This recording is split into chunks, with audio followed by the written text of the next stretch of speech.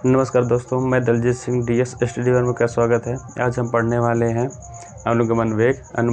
अनुगमन वेग का उस दिन हम करवा रहे थे पहले पार्ट में, तो कुछ प्रॉब्लम की वजह से पूरा नहीं हो पाया था, तो आज हम पूरा पढ़ने वाले अनुगमन वेग। यहाँ पे हमने हेडिंग डाल रखा है अनुगमन वेग का, ठीक है। तो इसके बाद समझते हैं पहले अनुगमन वेग होता क्या है और कैसे बनता है, इसमें क्या क्या प्रक्रियाएँ होती हैं, तो उसको देखते हैं। तो आइए देखते हैं, यहाँ पर हम थोड़ा सा फिगर बनाते हैं। यहाँ पर हम कोई चालक ले रहे हैं, तो ये हमारे पास कोई एक चालक है। इसकी चालक की लंबाई क्या है? L है। हम मानते हैं चालक की लंबाई L है। इस चालक के अंदर कुछ न कुछ मुक्त इलेक्ट्रॉन होते हैं। मान लीजिए एक मुक्त इलेक्ट्रॉन यहाँ पे है। जब वह मुक्त इलेक्ट्रॉन अपने पथ से अपने मुक्त इलेक्ट्रॉन अपने जब मार्ग से चलना शुरू होता है आगे की तरफ, किसी धनात्मक आवेश से जाकर के ये टकराता है, तो वह अपने मार्ग से विचलित हो जाता है। मतलब वो किसी भी दिशाओं में जा सकता है। तो यहाँ से अगर मान लीजिए कोई इलेक्ट्रॉन है, तो वह जब विभवांतर होता है उसमें, तो वह विभवांतर होने के पे ये अपने मार्ग से विचलित हो जाता है। तो ये मान लीजिए यहाँ पे आया, यहाँ से चल करके यहाँ पे धनात्मक आवेश से टकराने के बाद यह अपने इस मार्ग में चलने लगा, तो आगे जाकर के यह यहाँ पे भी यह क्या हुआ, धनात्मक आवेश से टकरा गया। तो धनात्मक आवेश से टकराने के बाद फिर से यह इस दिशा में चलना शुरू हो गया। यहाँ पे भी कुछ दूर आने के बाद यहाँ पे फिर से धनात्मक आवेश से टकरा गया। तो इसी प्रक्रिया से चलते हुए चला गया। ये मान लीजिए यहाँ पे भी आया और यहाँ पे भी पहुँचा, तो क्या हुआ, धनात्मक आवेश से टकरा गया। धनात्मक आवेश से टकराने के बाद ये इधर इस तरफ आ गया, यहाँ पे भी धनात्मक आवेश से टकरा गया। तो इस प्रक्रिया से देखें तो यहाँ पे क्या है, इधर एक बार ऊपर से नीचे आया, फिर से नीचे से ऊपर गया। इस प्रक्रिया में हम देखें तो हमारे पास जो मुक्त इलेक्ट्रॉन है, वो धनात्मक आवेश से टकराने पे जो ऊर्जाएं उत्पन्न होती हैं, ये क्या होती है, यहाँ पे टकराने पे इसकी ऊर्जा शून्य हो जाती है। यू का मान जो होता है शून्य हो जाता है। उसको हम आगे देखते हैं। पहले देखते हैं हमारे पास जो चालक है, ये चालक की लंबाई कितना है, L है, और इसमें एक वैद्युत क्षेत्र उत्पन्न होगा। जो वैद्युत क्षेत्र किधर से, विभवांतर से, विभवांतर में धनात्मक आवेश से ऋणात्मक आवेश की तरफ जाता है। तो यहाँ पे वैद्युत क्षेत्र जो होगा वो E होगा, ठीक है। जब इसमें हम धनात्मक और ऋणात्मक आवेश जोड़ देते हैं, जब इसमें विद्युत या फिर किसी प्रकार की विद्युत हम इसमें सप्लाई देते हैं बैटरी से, तो इसमें जो इलेक्ट्रॉन होते हैं उसमें थोड़ा सा परिवर्तन होने लगता है। वह अपने मार्ग से थोड़ा सा विचलित हो जाएगा और आगे चलकर वो धनात्मक आवेश से टकराएगा। फिर से वो आगे चलकर फिर वहाँ पे बढ़ेगा अपने मुक्त स्थानों से। वो थोड़ा हल्का हल्का क्या हो जाएगा, परिवर्तन हो जाएगा। मान लीजिए यहाँ पे धनात्मक आवेश आकर टकरा गया, फिर ये आगे चलता हुआ चला गया और यहाँ पे भी हल्का सा धनात्मक आवेश से ये अपने जिस मार्ग पे जा रहा था उस मार्ग से थोड़ा सा हल्का सा परिवर्तन हो गया उसमें। तो यहाँ पे ये आ गया, यहाँ पे मिला, ठीक है। इसकी परिभाषा जानते हैं थोड़ा सा। जब हम किसी चालक के सिरों के बीच एक विभवांतर लगाते हैं, तो उसके भीतर जो इलेक्ट्रॉन होते हैं वह विभवांतर के कारण एक निश्चित दिशा में, कैसे, एक निश्चित दिशा में थोड़ा थोड़ा आगे बढ़ना शुरू हो जाते हैं। मतलब यहाँ से जो इलेक्ट्रॉन है वो थोड़ा थोड़ा अपने आगे बढ़ना शुरू हो गए हैं, आगे बढ़ना शुरू होता। जो अतिरिक्त वेग आगे बढ़ते हैं वह मुक्त अनुगमन वेग कहलाता है। जो अतिरिक्त वेग, यहाँ पे जो अतिरिक्त वेग होता है या बढ़ने का कार्य होता है, उसे क्या कहते हैं, हम अनुगमन वेग कहते हैं। अनुगमन वेग को हम लिखते हैं, अनुगमन वेग को हम VD से लिखते हैं। किससे, VD से, ठीक है। तो हमारे पास जो चालक है वो धनात्मक इधर है, ऋणात्मक है, उसकी चालक की लंबाई कितना है, L है। वैद्युत क्षेत्र E है, जो धनात्मक से ऋणात्मक की तरफ जाता है, और जो हमारे इलेक्ट्रॉन होते हैं ऋणात्मक से धनात्मक की तरफ आते हैं। क्योंकि जो इलेक्ट्रॉन होता है वो इलेक्ट्रॉन कैसे होता है, ऋणात्मक होता है। तो जो भी इलेक्ट्रॉन ऋणात्मक होगा वह किसर जाएगा, धनात्मक की तरफ गति करना शुरू कर देगा धीरे धीरे, ठीक है। तो आइए देखते हैं इसके बारे में डेरिवेशन। तो हमारे पास औसत वेग जो होगा यहाँ पे इलेक्ट्रॉनों का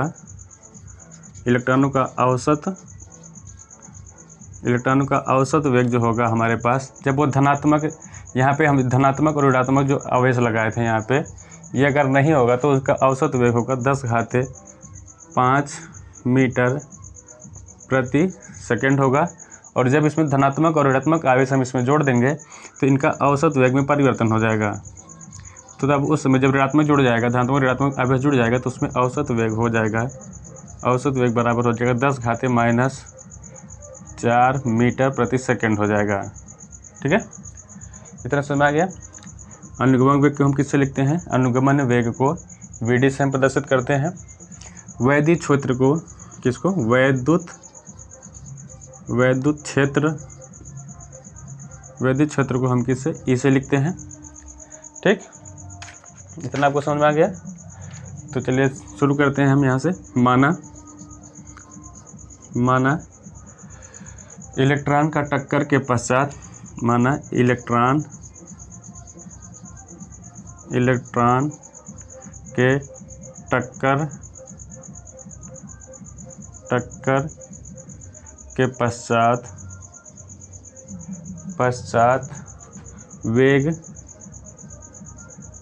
वेग कितना होगा हमारे पास? u होगा। जब यहाँ से इलेक्ट्रॉन चलता है धनात्मक आवेश से टकराने से पश्चात ही उसका वेग कितना होगा?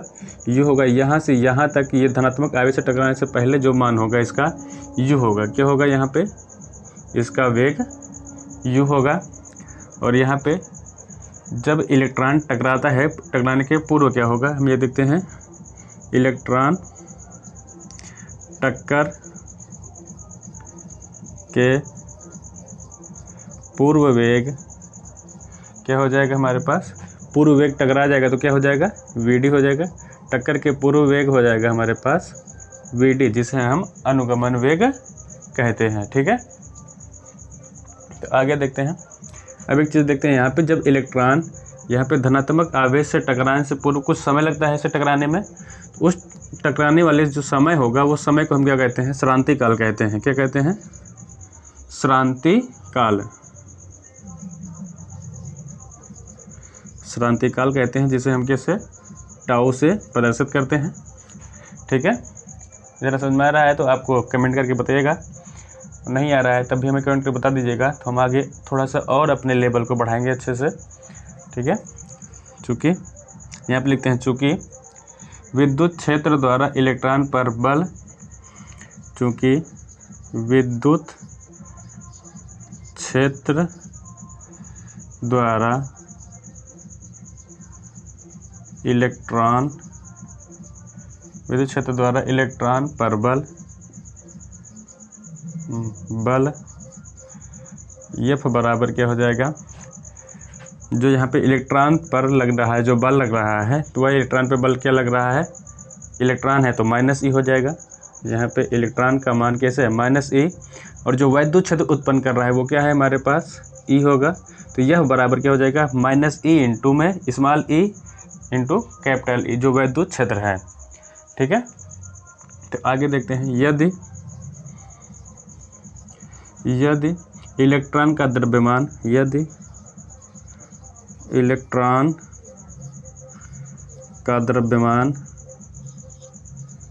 द्रव्यमान बराबर हमारे पास क्या हो जाएगा? m हो जाएगा। जो इलेक्ट्रॉन का जो द्रव्यमान होगा उसका द्रव्यमान क्या होगा? m होगा। ठीक है, और यहाँ पे इसे मानेंगे हम समीकरण नंबर 1। ठीक है, देखते हैं। जो द्रव्यमान होगा m होगा, तथा इलेक्ट्रॉन पर वैद्युत क्षेत्र द्वारा उत्पन्न त्वरण, तथा इलेक्ट्रॉन पर वैद्युत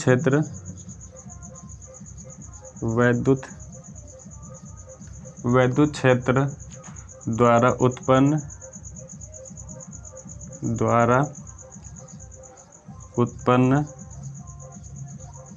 त्वरण बराबर A हो जाएगा। ठीक है, तो यहाँ पे देखते हैं तो हमारे पास क्या होगा? फिर से हम बल लगा रहा है। यहाँ पे देखिएगा, वैद्युत क्षेत्र द्वारा इलेक्ट्रॉन पर बल लग रहा है F बराबर -E इंटू में E, समीकरण हमने 1 माना। यदि इलेक्ट्रॉन का द्रव्यमान m है तथा इलेक्ट्रॉन पर वैद्युत क्षेत्र द्वारा उत्पन्न त्वरण क्या है? A है। तो यहाँ पे जो बल लग रहा है F बराबर m इंटू A लगेगा। तो यहाँ पे ये हमारे पास बन गया समीकरण नंबर 2। तो समीकरण 1 और समीकरण 2 की हम क्या कर देंगे, यहाँ पे तुलना कर देंगे। ठीक है, तो समीकरण 1 व समीकरण 2 से। ठीक है, तो यहाँ पे देखते हैं समीकरण 1 और समीकरण 2 से हम देखते हैं, तो यहाँ पे हमारे पास हो जाएगा, यहाँ पे हम कर देते हैं इस भाग में। तो समीकरण 1 हमारे पास ये है, f बराबर माइनस ए इंटू ई, और दूसरा हमारे पास समीकरण नंबर 2 है, तो m इंटू ए, दोनों के मान f है, यहाँ पे बराबर है, तो यहाँ पे हम लिखेंगे, क्या लिखेंगे,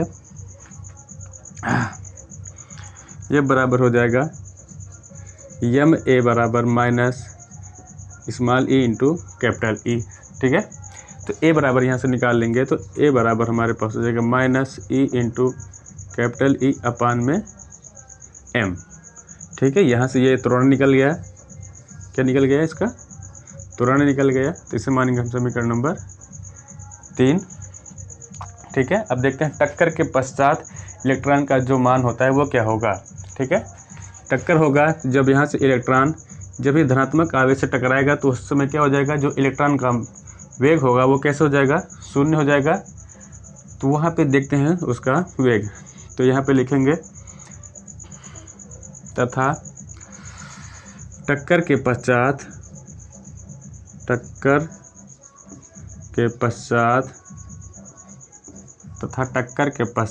इलेक्ट्रॉन का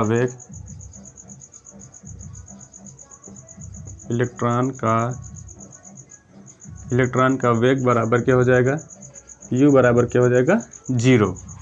ठीक है, क्योंकि जब यहाँ पे इलेक्ट्रॉन धनात्मक आवेश से टकराएगा तो जो क्या होगा, u का मान जो हो जाएगा 0 हो जाएगा। ठीक है, तो आगे करते हैं। तो यहाँ पे जब यहाँ से इलेक्ट्रॉन या धनात्मक आवेश से टकराता है तो उसमें टकराने से पूर्व जो समय होगा वो समय क्या होगा, हमने बताया था आपको, क्या होता है, t से डिनोट करते हैं, या फिर उसे हम किससे, श्रांतिक काल कहते हैं, उसे टाउ से डिनोट करते हैं। तो यहाँ पे लिखेंगे टाउ समय पश्चात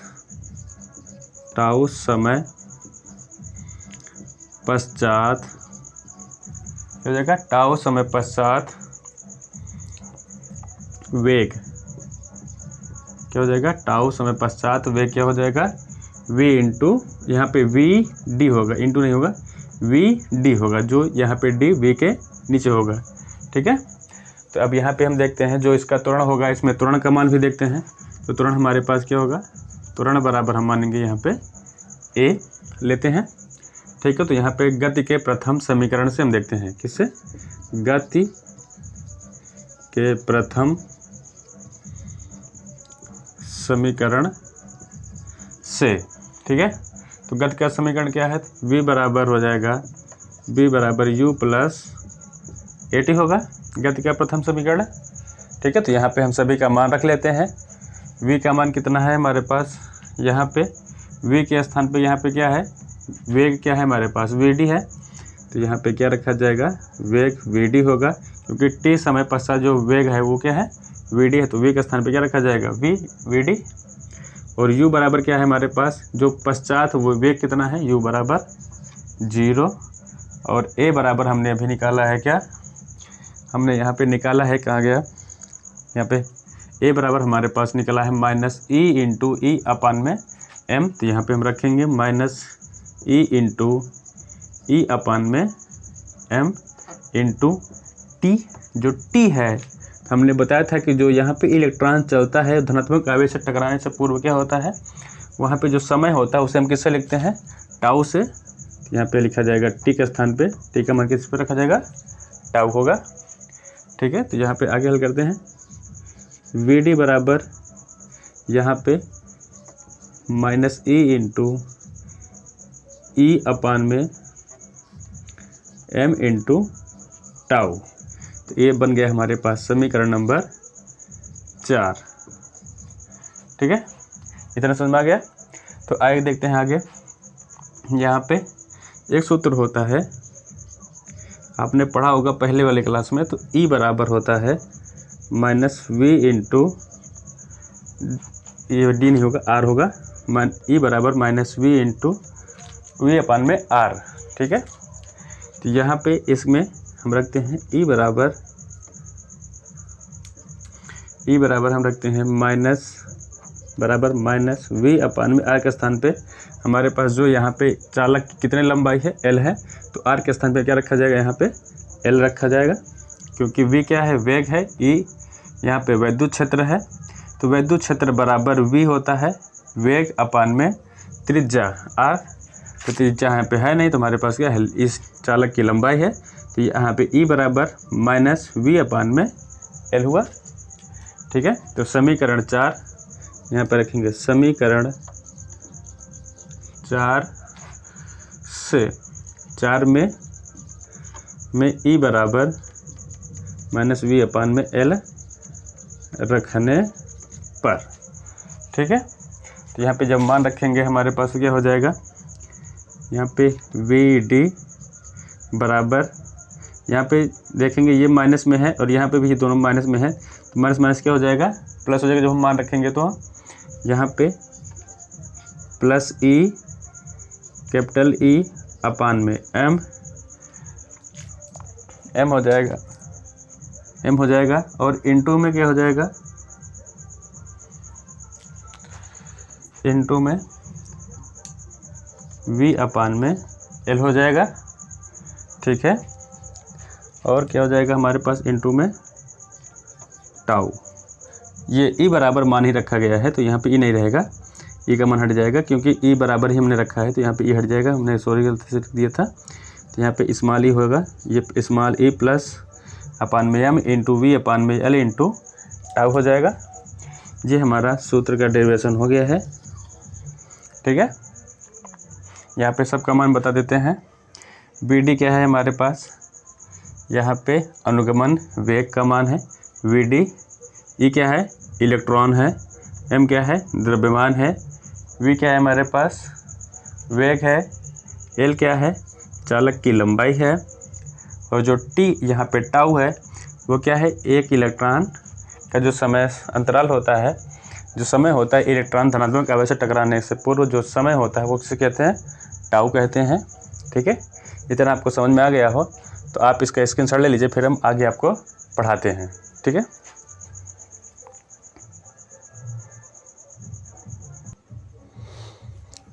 हमारी अगली हेडिंग है विद्युत धारा आई तथा अनुगमन वेग वीडी में संबंध। ठीक है, तो आइए इसको पढ़ते हैं। विद्युत धारा आई तथा अनुगमन वेग में संबंध, इसको देखते हैं। हमारे चित्र पहले समझ लीजिएगा थोड़ा सा। हम यहाँ पे कोई चालक ले रहे हैं, यहाँ पे कोई चालक है, ये हमारे पास एक चालक है,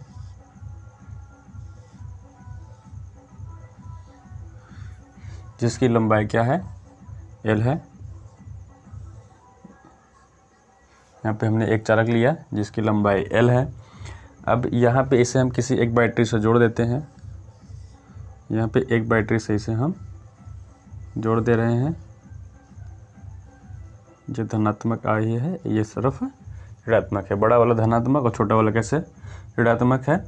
ठीक है, तो यहाँ पे देखते हैं, जब हम किसी चालक में यहाँ पे विद्युत आवेश या फिर वैद्युत क्षेत्र से जोड़ देते हैं, तो या किसी बैटरी से जोड़ देते हैं, तो उसमें जो चालक में जो इलेक्ट्रॉन होते हैं वह कैसे धनात्मक से ऋणात्मक की तरफ जाना शुरू हो जाते हैं। और ये जब ये इलेक्ट्रॉन जाते हैं तो इसमें इलेक्ट्रॉन की हम काउंटिंग कर सकते हैं।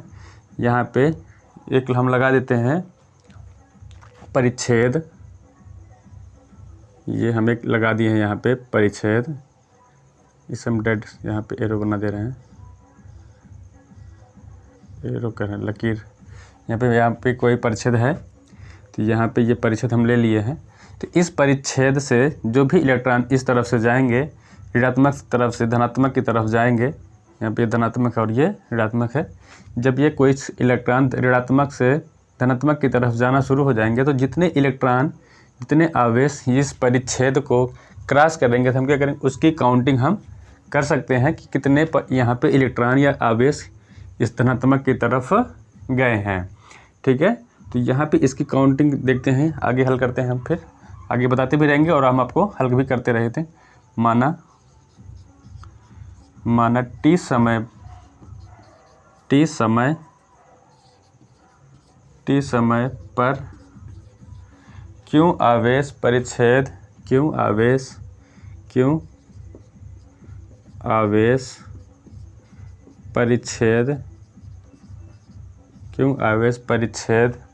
इसका नाम हम देते हैं P क्यों। यहाँ से यहाँ तक इसका क्या नाम है, ये इसका यहाँ इस पॉइंट का नाम है P और इस पॉइंट का नाम है क्यों। तो परिच्छेद P क्यों से गुजरता है, परिच्छेद P क्यों से गुजरता है। ठीक है, अब यहाँ से क्या होता है, माना t समय पर क्यों आवेश परिच्छेद P क्यों से गुजरता है। जो भी आवेश यहाँ पे ये परिच्छेद को क्रॉस करेंगे उसकी हम काउंटिंग कर लेंगे, यहाँ पे गिन लेंगे कि हमारे पास कितने आवेश इस परिच्छेद को क्रॉस कर गए। ठीक है, तो यहाँ पे लिखते हैं अतः विद्युत धारा I बराबर होगा, विद्युत धारा I बराबर Q अपान में T। इसे मानेंगे हम लोग समीकरण नंबर 1। ठीक है, यहाँ पे क्या है, माना t समय पे जितने भी आवेश यहाँ पे परिच्छेद से जाएंगे। अब यहाँ पे जो भी इलेक्ट्रॉन यहाँ पे मान लीजिए, जो इलेक्ट्रॉन यहाँ पे एकदम परिच्छेद के एकदम पास में है, वह जैसे यहाँ पे धनात्मक आवेश हम देंगे तो तुरंत क्या हो जाएंगे, इस परिच्छेद को क्रॉस कर जाएंगे। पर कुछ आवेश जो यहाँ पे परिच्छेद से दूर होंगे, उन्हें यहाँ पे परिच्छेद से होकर गुजरने में कुछ समय लगेगा। उस समय को हम देखते हैं, यहाँ पे लिखते हैं माना एकांक एक मिनट, माना यहाँ पे गलत हो गया थोड़ा सा, माना चालक के एकांक आयतन में इलेक्ट्रॉन की संख्या n है। माना चालक के एकांक आयतन में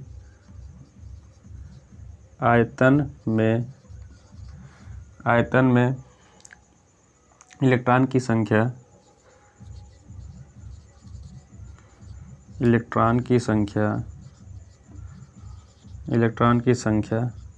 बराबर क्या है, n है। अब जो ये चालक है, इस चालक में हमें इलेक्ट्रॉनों की संख्या पता नहीं, तो हम क्या मान रहे हैं, यहाँ पे एकांक चालक इसे हम कहेंगे, क्या कहेंगे, एकांक चालक में जो इसका आयतन है, उस आयतन में इलेक्ट्रॉनों की संख्या क्या मान रहे हैं हम, n मान रहे हैं। ठीक है, तो यहाँ पे लिखते हैं आगे, इलेक्ट्रॉन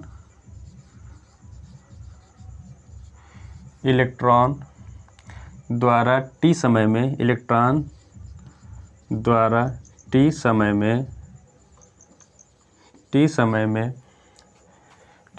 चली गई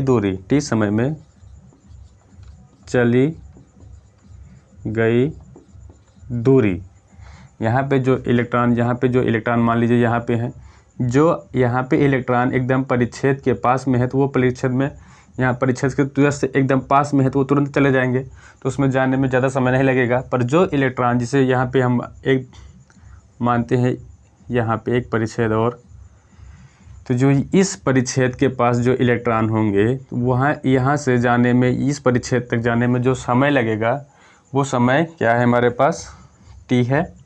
ठीक है, तो वो कितना दूर यहाँ से यहाँ तक जाने में कितना समय लगा, उस समय को हम मानते हैं, इसका नाम है P क्यों, इसका नाम हम देते हैं R(S). ठीक है, P क्यों R(S). अब यहाँ पे ये क्या होगा, P क्यों R(S), इसमें वैद्युत क्षेत्र भी होगा।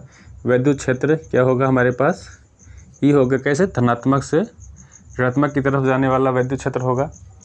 ठीक, तो यहाँ पे एक सूत्र होता है, वेग बराबर विस्थापन बटा में समय। विस्थापन को हम क्या कहते हैं, दूरी भी कहते हैं। ठीक है, तो या फिर दूरी बराबर हम निकालेंगे, दूरी बराबर वेग गुणते समय। क्या हो जाएगा, ये एक सूत्र है, यहाँ पे सूत्र है ये, वेग बराबर विस्थापन बटा समय, या दूरी बराबर क्या होता है, वेग गुणते समय। तो चली गई दूरी का मान हम यहाँ से निकाल लेंगे। चली गई दूरी बराबर होगा, चली गई दूरी बराबर होगा अनुगमन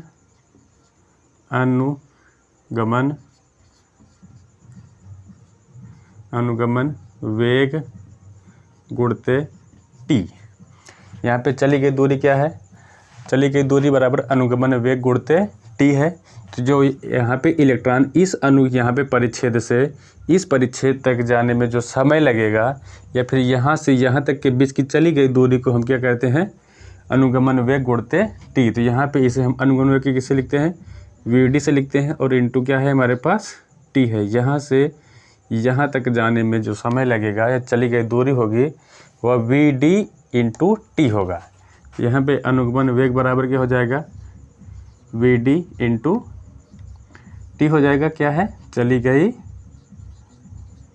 गई दूरी बराबर क्या हो जाएगा? वी डी इंटू टी हो जाएगा। ठीक है। तो अब देखते हैं पी क्यू आर एस के बीच का आयतन कितना होता है। तो यहाँ पे पी क्यू आर एस के बीच का आयतन बराबर क्या हो जाएगा? परिच्छेद का क्षेत्रफल into V D into T.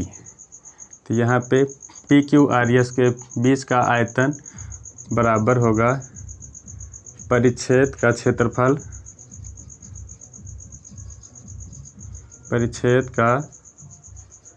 क्षेत्रफल into V D into T. क्योंकि यहाँ से यहाँ तक के बीच का आयतन होगा, यहाँ परिच्छेद का जो क्षेत्रफल होगा वो से क्या मानते हैं हम? ए मानते हैं। जो आयतन होगा यहाँ पे परिच्छेद के क्षेत्रफल, बल्कि जो क्षेत्रफल होगा परिच्छेद का उसे क्या कहेंगे हम? ए कहेंगे। तो यहाँ पे लिखते हैं पी क्यू आर एस के बीच का आयतन बराबर परिच्छेद का क्षेत्रफल क्या है? ए है। तो A into V D into T हो जाएगा। ठीक है, इतना समझ में आ गया? क्या हो जाएगा? यहाँ पे क्षेत्रफल ए होगा into V D into T हो जाएगा। तो यहाँ पे आगे हल करते हैं। पी क्यू आर एस का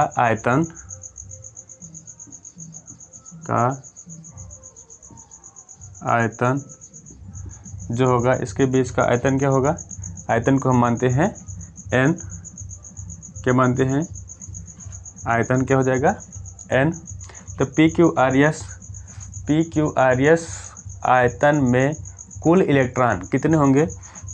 पी क्यू आर एस के बीच में कितने कुल इलेक्ट्रॉन, यहाँ पे इसके बीच के आयतन में कुल कितने इलेक्ट्रॉन हैं उसे मानते हैं। देखते हैं। तो यहाँ पे पी क्यू आर एस के बीच का कुल इलेक्ट्रॉन बराबर हो जाएगा हमारे पास क्या हो जाएगा? n into A into V D into क्या हो जाएगा? टी हो जाएगा। ठीक है। तो यहाँ पे देखते हैं कितने उपस्थित हैं हमारे पास यहाँ पे पी क्यू आर एस के बीच में इलेक्ट्रॉन। इसको देख देते हैं। अतः पी क्यू आर एस में उपस्थित सभी इलेक्ट्रॉन का कुल आवेश, तो पी क्यू आर एस में उपस्थित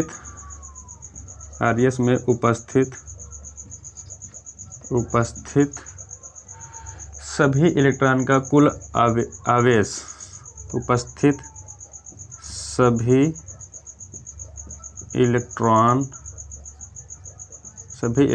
का कुल आवेश। ठीक है। तो देखते हैं आगे कुल आवेश हमारे पास क्या हो जाएगा कि यहाँ पे सभी यहाँ पी क्यू आर एस में उपस्थित सभी इलेक्ट्रॉन का कुल आवेश। आवेश को क्या किससे लिखते हैं? क्यू से। किसे लिखते हैं आवेश को? आवेश को हमेशा हम क्यू से दर्शाते हैं, ठीक है। तो क्यू बराबर हो जाएगा यहाँ पे इलेक्ट्रॉन, हमारे जो इलेक्ट्रॉन होता है वह इलेक्ट्रॉन कैसे होता है? माइनस में होता है। तो क्यू बराबर क्या हो जाएगा? Minus E into N into A into V D into T. क्या हो गया? आवेश बराबर minus E into N into A into V D into T हो गया। तो समीकरण 1 से, किससे? समीकरण 1 से। समीकरण 1 में क्या होता है? यहाँ पे देखें तो I बराबर क्या होता है? Q अपान में T होता है। तो क्या हम यहाँ पे Q बराबर भी तो I इंटू टी होता है? तो यहाँ पे लिखते हैं, हम कोष्टक में लिख देते हैं। Q बराबर क्या हो जाएगा? I इंटू टी हो जाएगा, ठीक है। तो यहाँ पे इसमें समीकरण 1 से इसमें मान रख देंगे हमारे पास, क्योंकि बराबर क्या हो जाएगा? यहाँ पे I इंटू टी बराबर minus E into N into A into V D into T है। तो यहाँ से टी कैंसिल हो जाएगा।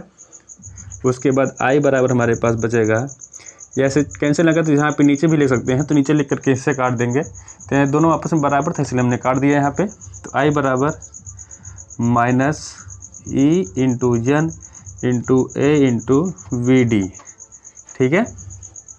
यहाँ पे वी डी हो गया, ये हमारा सूत्र निकल के आ रहा है। अगर हम यहाँ पे, यदि हम किसको, यहाँ पे इलेक्ट्रॉन के दिशाओं को छोड़ दें तो ये इलेक्ट्रॉन का जो मान होगा, एक तो ये हो गया, ये क्या है? दिशा के साथ है। तो यहाँ पे अगर इसकी दिशा को हम छोड़ दें तो I बराबर E into N into A into V D हो जाएगा। ये दूसरा सूत्र होगा हमारे पास। I बराबर ई इंटू एन, I बराबर E into N into A into V D. ये आपका क्या होगा? आपका सूत्र का डेरिवेशन हो गया। यहाँ पे विद्युत धारा I तथा अनुगमन वेग में संबंध है, ये हमने निकाल के दे दिया। यहाँ पे ये क्या है? दिशा के साथ में है और ये बिना दिशा के साथ में है, मतलब इसमें दिशा निश्चित हमारे पास नहीं है। दिशा को हम छोड़ देंगे तो हमारा जो ई होगा, इलेक्ट्रॉन होगा, इलेक्ट्रॉन का मान कैसे हो जाएगा? धनात्मक हो जाएगा, ठीक है। अब I से इसको सब जान लीजिएगा। I से क्या होता है? विद्युत धारा होता है। E से इलेक्ट्रॉन होगा।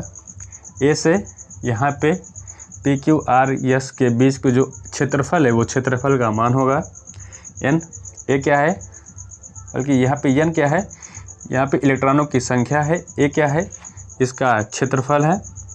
और VD क्या है? अनुगमन वेग है। तो यहाँ पे I बराबर यहाँ पे निकल गया है कि हमारे पास अनुगमन वेग में संबंध कितना है या कैसे है, किस प्रकार से। और आपको जो समझ में आया हो उसे हमें आप कमेंट करके बता दें, और जो नहीं समझ में आ रहा है उसको भी कमेंट करके आप बताइएगा। और लाइक ज़रूर करिएगा, अपने दोस्तों के पास शेयर करें और इसका स्क्रीनशॉट ले लीजिए, ठीक है। अपने दोस्तों के पास ज़रूर अवश्य करें शेयर।